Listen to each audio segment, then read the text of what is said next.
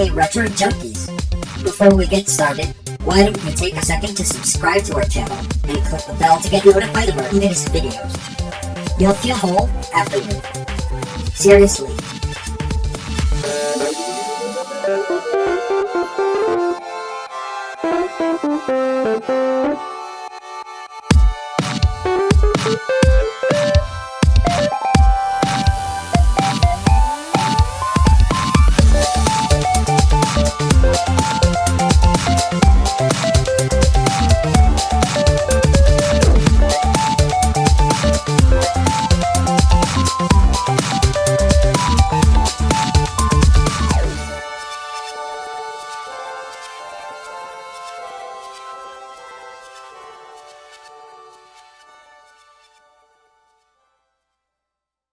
After all the hype and a budget reportedly in excess of $40 million, Batman finally got off the ground last night, and the excess continued as a crush of fans and lines of stars were on hand for a Gotham-sized premiere.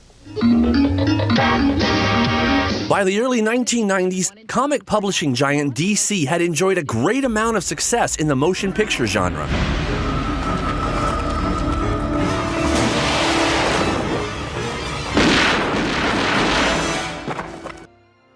In partnership with Warner Brothers, they had produced blockbuster films featuring their flagship properties, Superman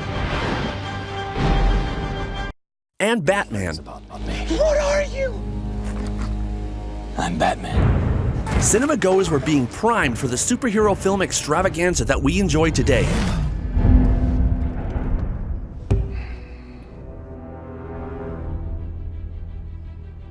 I like this one.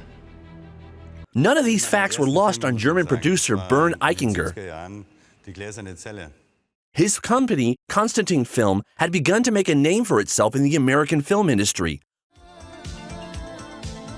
Most notably with the release of 1984's The Never-Ending Story.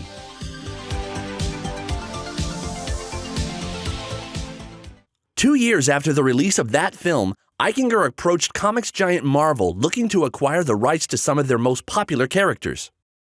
At that time, Marvel was eager to issue film rights to interested companies with the hope that television or film appearances would bolster their brand. Canon Films, best known for pumping out cheap action movies, purchased the rights to Marvel's most popular character, Spider-Man, for a mere $225,000. Eichinger left his own meeting with Marvel's executives, having secured the film rights to the company's first family, the Fantastic Four. 8 years later, Constantin and Marvel presented the world with their own big-budget superhero blockbuster. From the pages of the world's greatest comic book adventure, four heroes on a daring mission in space, but something went wrong.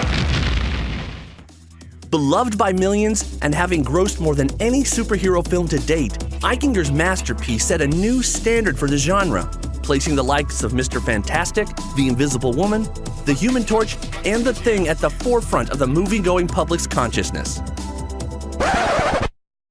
At least, that's how we could have remembered it. Having made a successful deal with Marvel executives, Eichinger and Constantin began to seek backing for a film. During that time, studios like Warner Brothers and Columbia had expressed interest, but failed to commit to the project. Despite the huge popularity of Marvel's properties, they were still risky and untested in the industry. Coupled with proposed budgets ranging from $50 to $150 million, the chances of the Fantastic Four making it to the big screen anytime soon seemed remote. After years in movie limbo, Bernd Eichinger's option with Marvel was set to expire on December 31st, 1992. Not ready to give up on the project, he once again approached Marvel, this time looking to renew the deal. But coming off the heels of two successful Batman films from Warner Brothers and DC, Marvel executives were beginning to believe the value of their own characters may very well be much higher than once thought. A renewal of Eichinger's option was declined.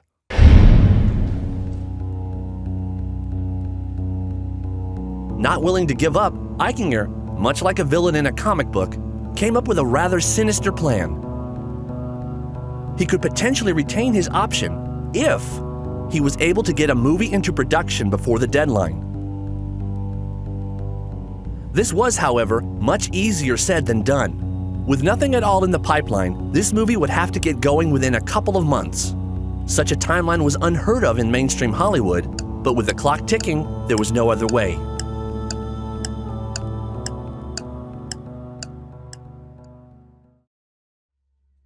At that time in Hollywood, if there was a movie that needed to be cheaply and quickly made, there was only one name you needed to know: Corman.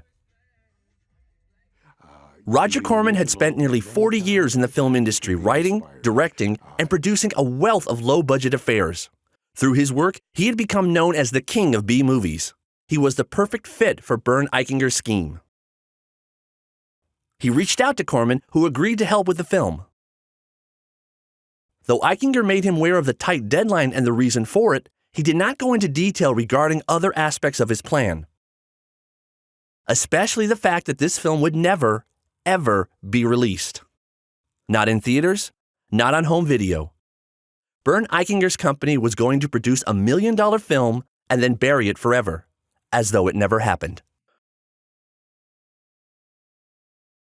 Production began with only days before the deadline to retain the film rights. None of the crew or cast members were told that they were part of a ghost film. At the very least, all involved assumed the movie would see a theatrical release that would increase their chances for opportunities beyond it.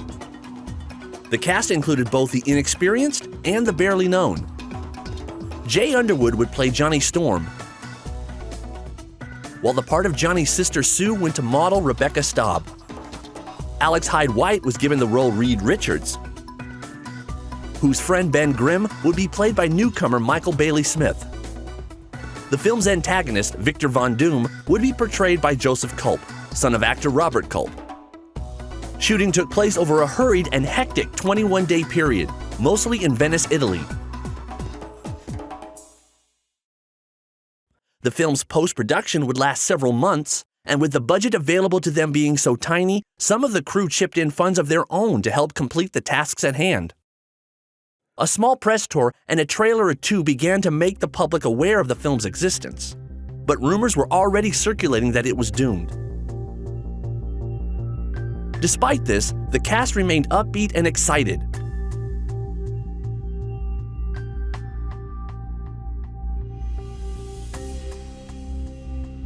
Then their phones began to ring.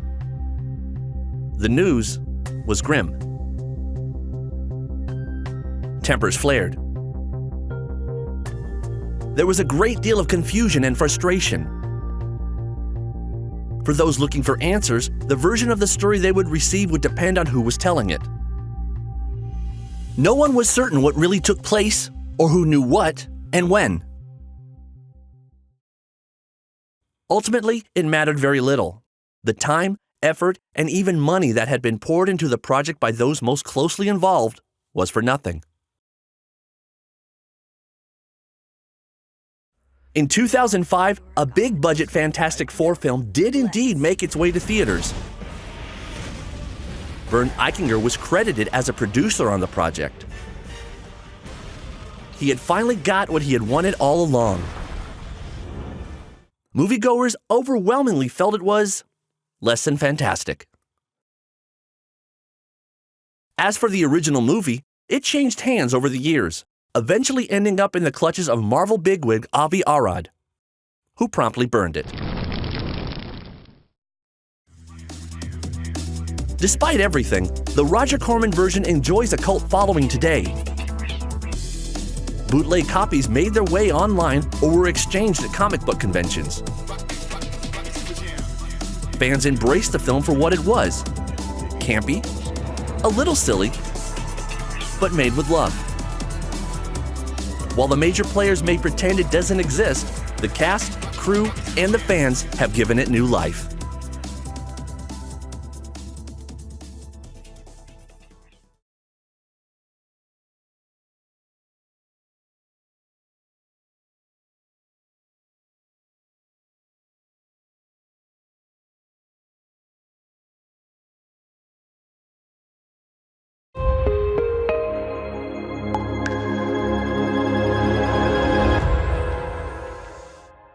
Clicky clicky.